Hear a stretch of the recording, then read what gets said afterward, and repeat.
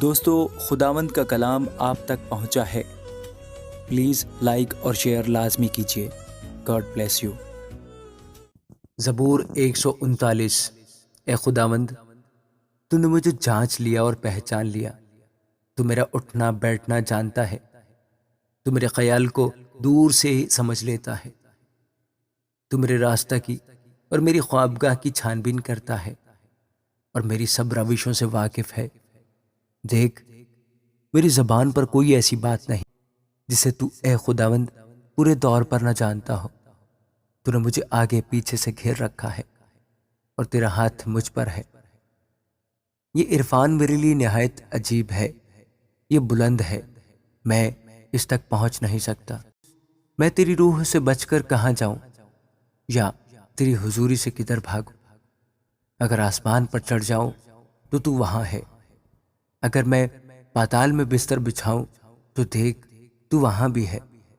اگر میں صبح کے پر لگا کر سمندر کی انتہا میں جا بسوں تو وہاں بھی تیرا ہاتھ میری رہنمائی کرے گا اور تیرا دہنا ہاتھ مجھے سنبھالے گا۔ اگر میں کہوں کہ یقیناً تاریکی مجھے چھپا لے گی اور میرے چاروں طرف کا اجالا رات بن جائے گا، تو اندھیرا بھی تجھ سے چھپا نہیں سکتا، بلکہ رات بھی دن کی مانند روشن ہے، اندھیرا اور اجالا دونوں یکساں ہیں۔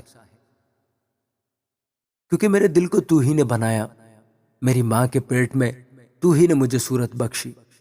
میں تیرا شکر کروں گا کیونکہ میں عجیب و غریب طور سے بنا ہوں۔ تیرے کام حیرت انگیز ہیں، میرا دل اسے خوب جانتا ہے۔ جب میں پوشیدگی میں بن رہا تھا اور زمین کے اسفل میں عجیب طور سے مرتب ہو رہا تھا تو میرا قالب تجھ سے چھپا نہ تھا۔ تیری آنکھوں نے میرے بے ترتیب مادے کو دیکھا اور جو ایام میرے لیے مقرر تھے وہ سب تیری کتاب میں لکھے تھے، جب کہ ایک بھی وجود میں نہ آیا تھا۔ اے خدا، تیرے خیال میرے لیے کیسے بیش بہا ہے، ان کا مجموعہ کیسا بڑا ہے۔ اگر میں ان کو گنوں تو وہ شمار میں ریت سے بھی زیادہ ہے۔ جاگ اٹھتے ہی تجھے اپنے ساتھ پاتا ہوں۔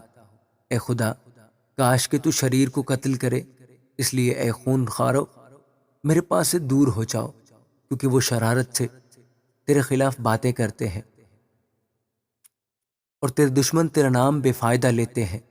اے خداوند، کیا میں تجھ سے عداوت رکھنے والوں سے عداوت نہیں رکھتا؟ کیا میں تیرے مخالفوں سے بیزار نہیں ہوں؟ مجھے ان سے پوری عداوت ہے، میں ان کو اپنے دشمن سمجھتا ہوں۔